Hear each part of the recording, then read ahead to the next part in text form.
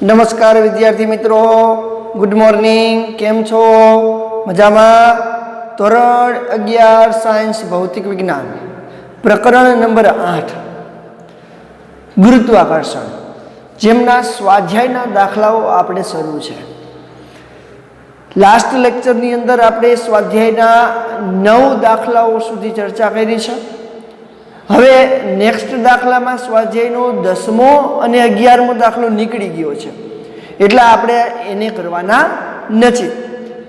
તો સીધા હવે આપણે સ્વાધ્યાયના 12મા દાખલા તરફ જવાનું છે। 10મો અને 11મો દાખલો કોર્સમાંથી નીકળી ગયો છે, એટલે આપણે એ કરવાના નથી। કેલ્ક્યુલેટર, નોટ, પેન બધું લઈને બેસજો, એટલે ફટોફટ ગણતરી થાય। અમુક દાખલાઓની ગણતરી હું તમને ઘરેથી કરવા આપીશ। ક્લિયર છે? ચાલો, તો સ્વાધ્યાયનો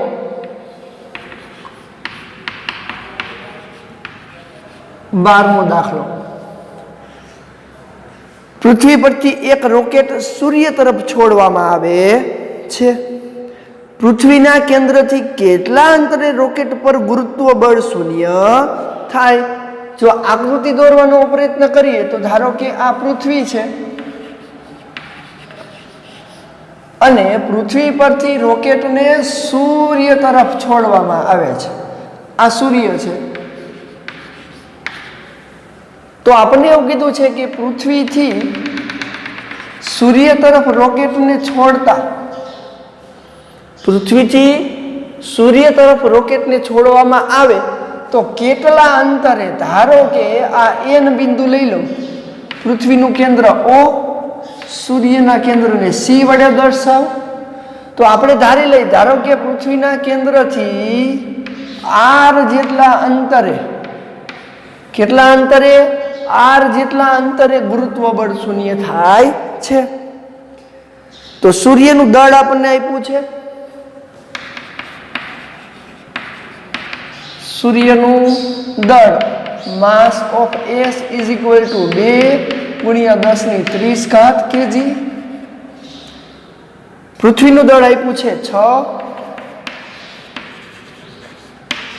પૃથ્વીનું દળ માસ of E is equal two 6 × 10⁻24 kilogram.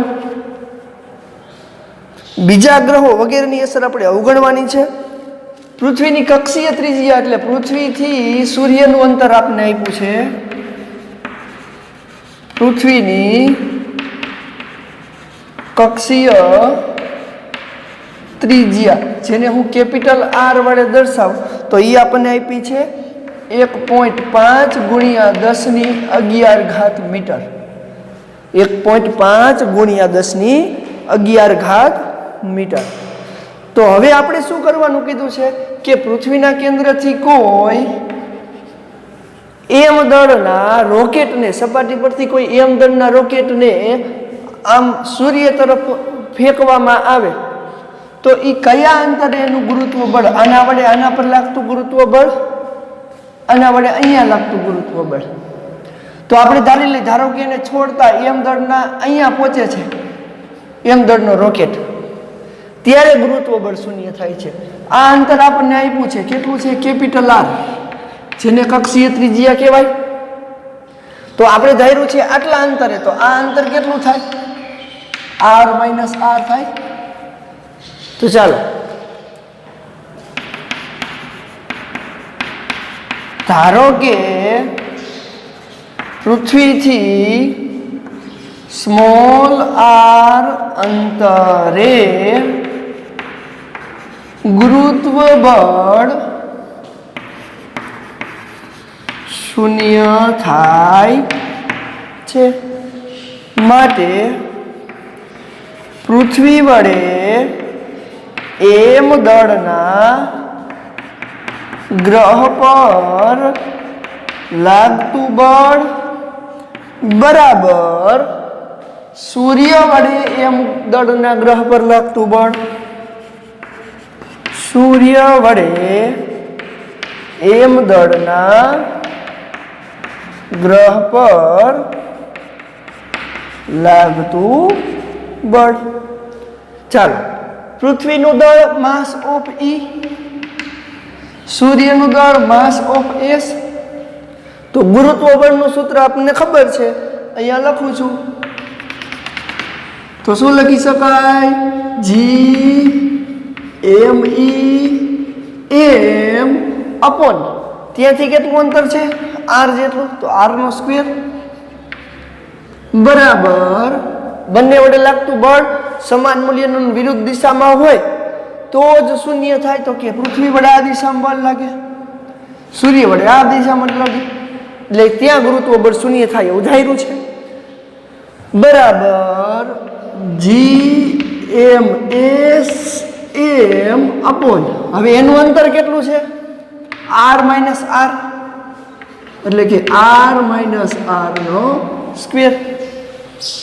Hello G(m)(m) ઉડી જાય તો વધે શું?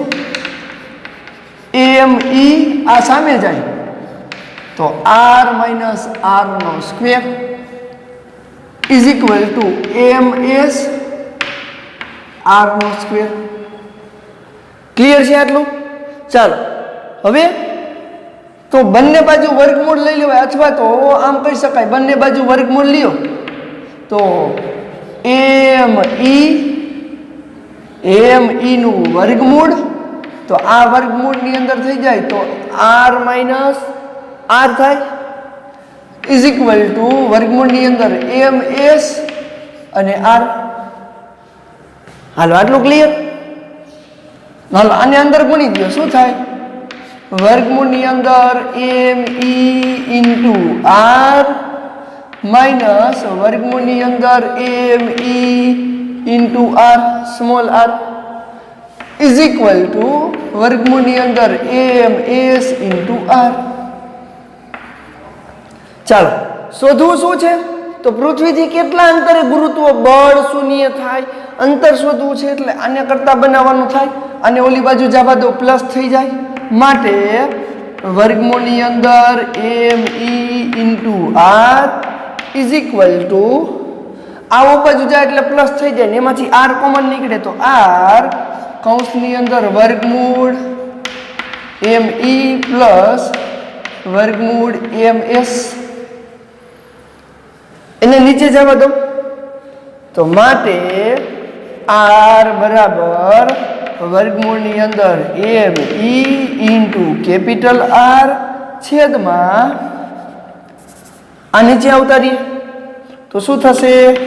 વર્ગમૂળ me વત્તા વર્ગમૂળ ms. ચાલો કિંમતો મૂકો તો માટે r બરાબર વર્ગમૂળ me પૃથ્વીનું દળ, હાલો 6 નું વર્ગમૂળ સીધું જ લઉં છું, વર્ગમૂળ me 6 નું વર્ગમૂળ એટલે 6 વર્ગમૂળ 2.5 અથવા 2.45 ગુણ્યા 10⁴ નું વર્ગમૂળ 10⁻² ઇન્ટુ r એટલે આખું અંતર આપણે લીધું છે 1.5 ગુણ્યા 10⁻11 છેદમાં, ખાસ સ્ટેપમાં ધ્યાન આપજો, છેદમાં me. હાલો વર્ગમૂળ me તો અત્યારે જ લખ્યું કેટલું છે? 2.45 ગુણ્યા 10⁻12 પ્લસ વર્ગમૂળ ms 2 નું વર્ગમૂળ 1.41 42 ગુણ્યા 10⁻30 નું વર્ગમૂળ 10⁻15. ચાલો ઉપર તો કોઈ પ્રશ્ન નથી, નીચે સરવાળો કરવાનો છે. નીચે સરવાળો કરવો હોય તો કાં તો આને 12 માં કન્વર્ટ કરો, કાં તો આને 15 માં કન્વર્ટ કરો. ચાલો આને 12 માં કન્વર્ટ કર્યું હોય તો 15 છે તો પોઈન્ટને ક્યાં લઈ જાવ? અહીંયા 15 માંથી 3 જાય એટલે 12 થઈ જાય. તો આવું કહી શકાય કે 1441 એટલે 1414.2. તો આવું થઈ શકે. ઉપરનું પેલા કેલ્ક્યુલેશન કરી લઈ તો 2.45 ગુણ્યા 1.5 તો r બરાબર 3.675 11 × 22 ને 1 23 ઘાત છેદમાં 2.45 વત્તા 1414, કારણ કે અહીંયા 10 ની 12 ઘાત થઈ જાય. ખાસ જોજો, અહીંયા 10 ની 12 ઘાત કરવા આ પોઈન્ટને હું અહીંયા લઈ જાઉં છું. તો 1414.2 પ્લસ 2.45 શું મળે છે? 1416.5 16.6 ગુણ્યા 10 ની 12 ઘાત થઈ જાય. ચાલો હવે અહીંયા જોવો જોઈએ, આ પોઈન્ટ પાછો અહીંયા લઈ લઉં, 10 ની 15 ઘાત થઈ જાય. તો શું? 3.675 ભાગ્યા 1.416, 3.675 ભાગ્યા 1.416, 2.6 ગુણ્યા 15 ઘાત થઈ ગઈ હતી ને, અહીંયા પાછો આ પોઈન્ટ લઈ લો, 15 ઘાત થઈ જાય. 23 માંથી 15 ઘાત જાય, 23 માઇનસ 15 એટલે કે 10 ની 8 ઘાત મીટર. તો આ જવાબ આવશે. તો પૃથ્વીના કેન્દ્રથી કેટલા અંતરે? તો કે પૃથ્વીના કેન્દ્રથી 2.6 ગુણ્યા 10 ની 8 ઘાત મીટર જેટલા અંતરે આ રોકેટ પહોંચે ત્યારે એનું ગુરુત્વ બળ 0 થાય. ક્લિયર છે? ખાસ સ્ટેપમાં ધ્યાન આપજો, સ્ટેપમાં કઈ વાંધો નહીં આવે અને કિંમત પહેલેથી નહીં મૂકતી જવાની, છેલ્લે મૂકવાની, કારણ કે નડે નહીં. ચાલો જોઈ લેજો, સ્ક્રીનશોટ પાડી લેજો.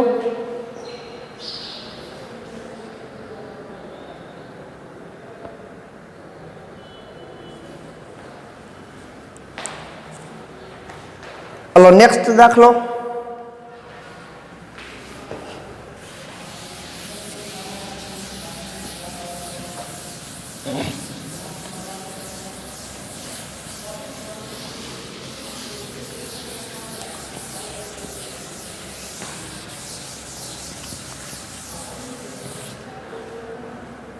સ્વાધ્યાયનો 12મો દાખલો શું કહે છે? જુઓ, 12માં પછી 13મો દાખલો.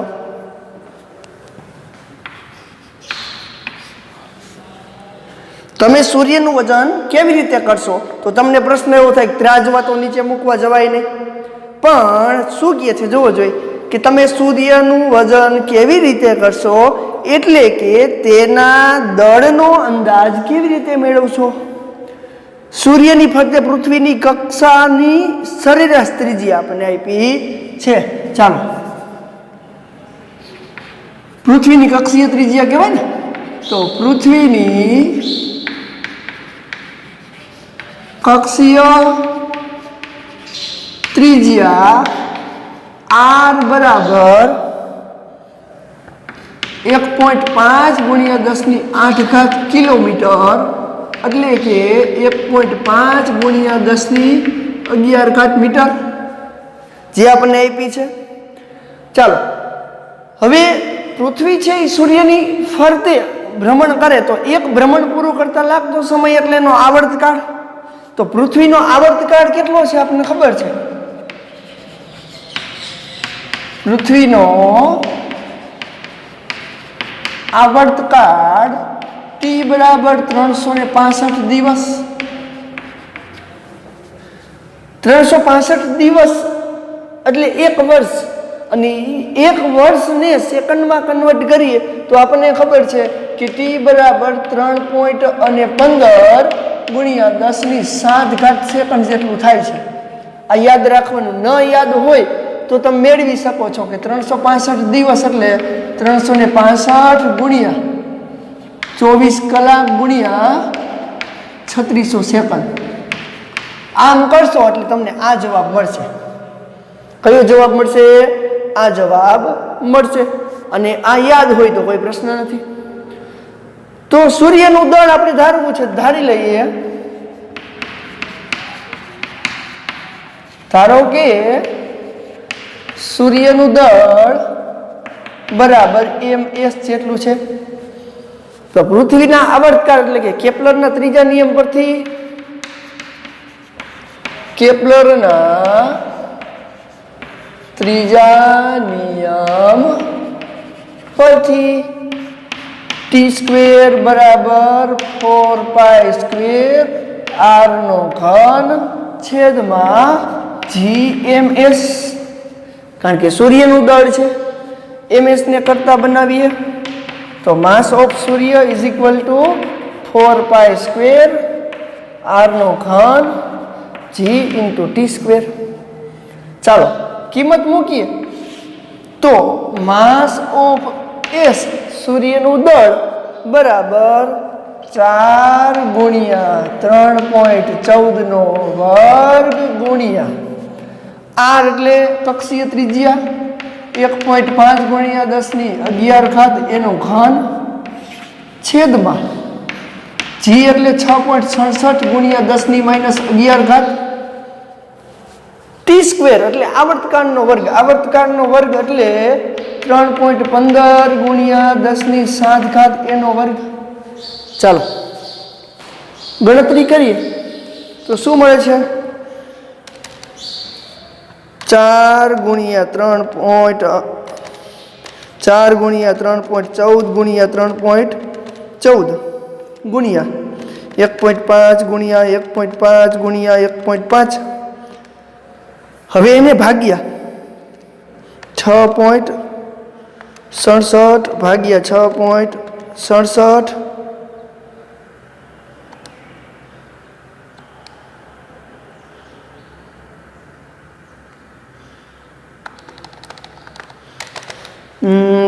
એક જ મેળવ્યો. 4 ગુણ્યા 3.14 ગુણ્યા 3.14 ગુણ્યા 1.5 ગુણ્યા 1.5 ગુણ્યા 1.5 અને એને ભાગ્યા 6.67, પાછું એને ભાગ્યા 3.15 અને બીજી વાર ભાગ્યા 3.15 એટલે મળે છે આપણને માસ ઓફ સૂર્ય 2.01 ગુણ્યા ઘાતની વાત કરીએ તો 11 તરી 33 માંથી બીજી 11 જાય એટલે 22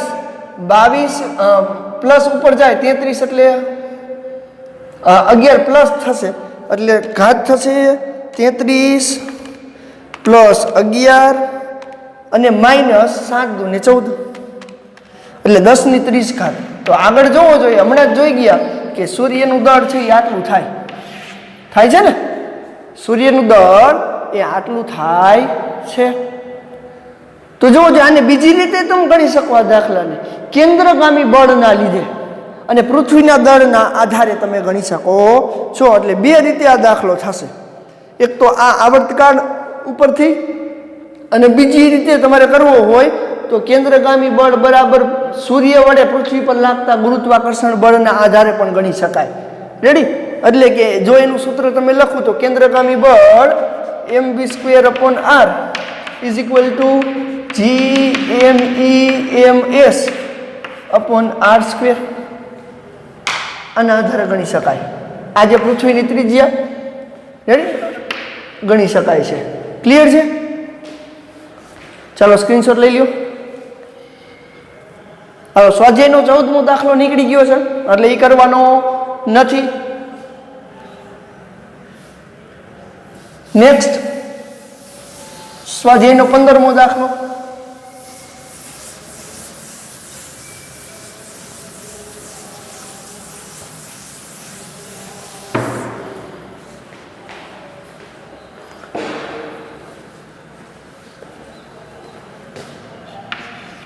હાલો 14મો દાખલો નીકળી ગયો છે એટલે એ કરવાનો નથી. સ્વાધ્યાયનો 15મો દાખલો. એક પદાર્થનું પૃથ્વીની સપાટી પર વજન આપણને આપ્યું છે. પૃથ્વીની સપાટી પર પદાર્થનું વજન W બરાબર 63 ન્યૂટન. પૃથ્વીની ત્રિજ્યા કરતા અડધી ઊંચાઈએ, ક્યાં? તો કે પૃથ્વીની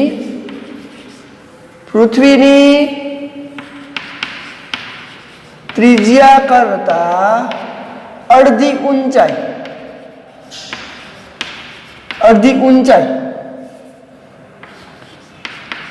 એટલે કે h બરાબર r e ના છેદમાં 2. પૃથ્વીની ત્રિજ્યા કરતા અડધી ઊંચાઈએ તે પદાર્થનું ગુરુત્વ બળ એટલે કે વજન કેટલું હશે. એટલે કે પૃથ્વીની ત્રિજ્યાથી અડધી ઊંચાઈએ વજન શોધવું હોય તો આપણે ગુરુત્વ પ્રવેગની વાત કરવી પડે.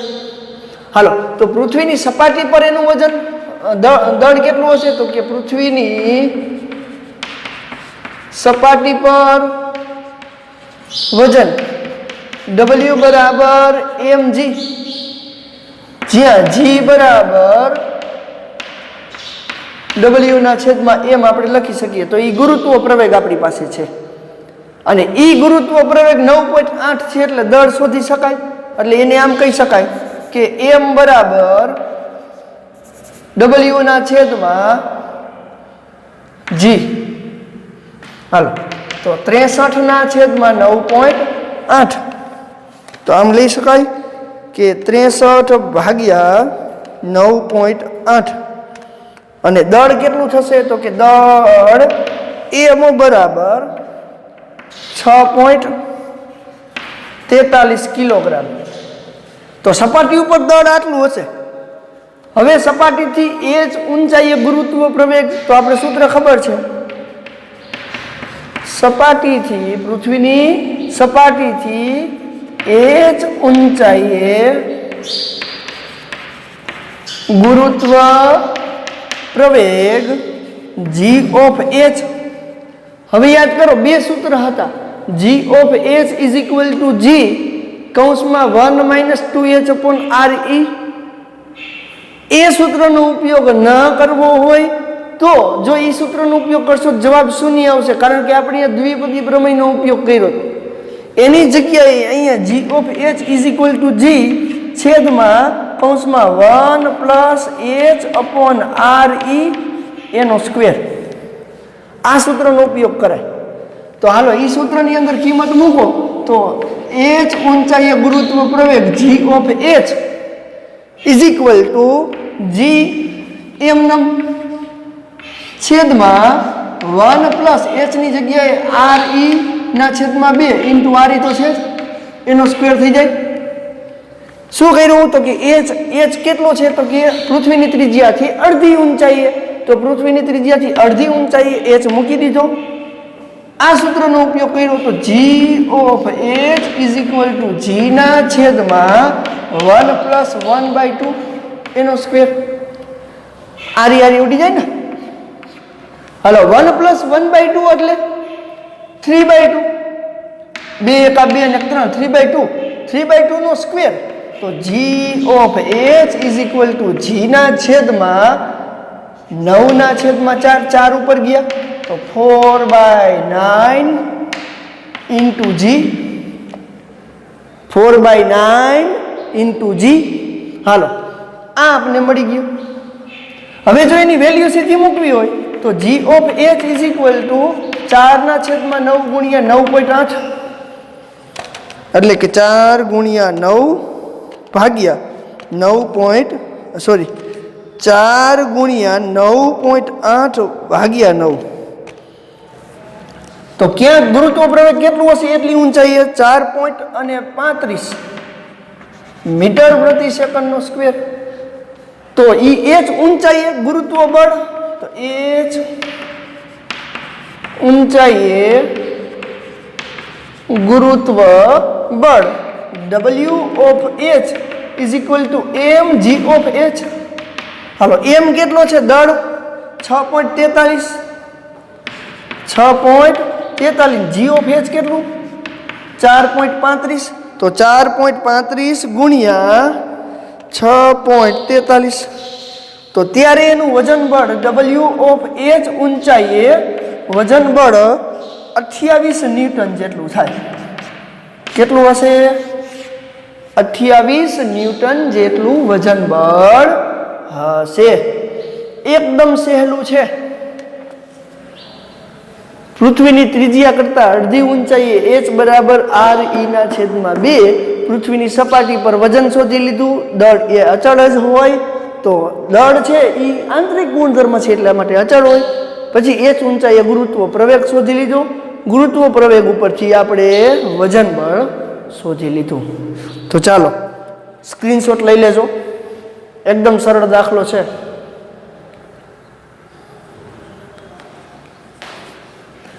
ચાલો નેક્સ્ટ દાખલો છે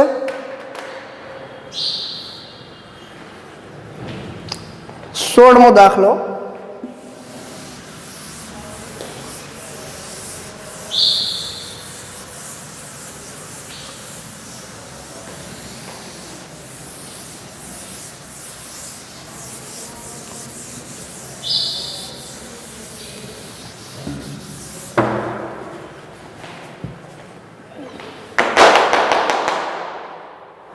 ચાલો જોવો જોઈએ 16મો દાખલો શું કહે છે.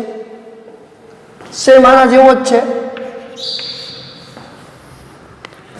પૃથ્વીને નિયમિત દળ ઘનતા ધરાવતો ગોળો ધારીને જે પદાર્થનું સપાટી પર વજન આપણને આપ્યું છે, પૃથ્વીની સપાટી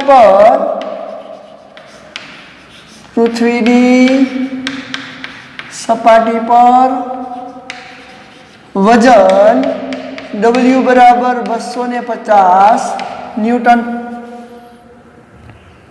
હાલો વજન બળ આપણને આપી દીધું છે, તો તેની પૃથ્વીના કેન્દ્ર તરફ અડધા અંતરે વજન કેટલું હશે? હાલો પૃથ્વીની સપાટીથી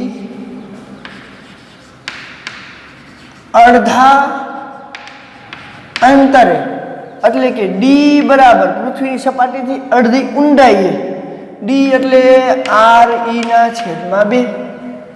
તો ત્યારે પહેલા તો વજન બળ ઉપરથી પદાર્થનું દળ M બરાબર W/G, W એટલે 250, G એટલે 9.8. ચાલો 250 ભાગ્યા 9.8 એટલે 25.51. દળ કેટલું થાય છે? 25.51 કિલોગ્રામ. હાલો આટલું દળ છે. હવે પૃથ્વીની સપાટીથી ડી ઊંડાઈ ગુરુત્વ પ્રવેગ કેટલું? તો પૃથ્વીની સપાટીથી ડી જેટલી ઊંડાઈએ ગુરુત્વ પ્રવેગ G of D is equal to G into 1 plus D upon RE. સૂત્રની અંદર કિંમત મૂકું તો G 1 plus RE/2 RE. RE ઉડી જાય, શું વધે? 3/2 માટે G into 3/2. હાલો G into 3/2, કારણ કે 3/2 એટલે 9.8 ગુણ્યા 3/2. હાલો 9.8 ગુણ્યા 3/2, 9.8 ગુણ્યા 3/2. તો કેટલો ગુરુત્વ પ્રવેગ મળે? 14.7.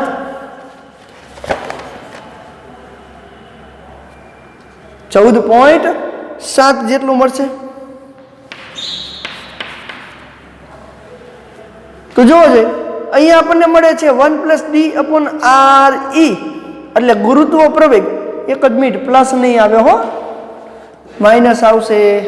ખાસ તો જો નિશાની અહીંયા માઇનસ આવશે, નકર ગુરુત્વ પ્રવેગ પૃથ્વીની સપાટી તરફ ઘટે ને, સૂત્રની અંદર માઇનસ છે. હાલો તો G 1 - 1/2 એટલે G/2. હાલો G/2 એટલે 9.8/2. મેં કીધું કેમ એવું થાય છે? એટલે ગુરુત્વ પ્રવેગ કેટલો થઈ જાય? 4.9 મીટર પ્રતિ સેકન્ડનો સ્ક્વેર. હાલો તો ગુરુત્વ બળની વાત કરીએ તો ડી ઊંડાઈએ ગુરુત્વ બળ W of D is equal to mg of D. હાલો દળ કેટલું છે? 25.51. 25.51 ગુણ્યા 4.9. તો 4.9 ગુણ્યા 25.51 125 ન્યૂટન. કેટલું? 125 ન્યૂટન. તો પૃથ્વીની સપાટીથી ડી જેટલી ઊંડાઈએ ગુરુત્વ બળ કેટલું હોય છે? 125 ન્યૂટન જેટલું મળે છે. એકદમ સહેલો દાખલો છે. સ્ક્રીનશોટ લઈ લેજો, વ્યવસ્થિત ગણી નાખજો.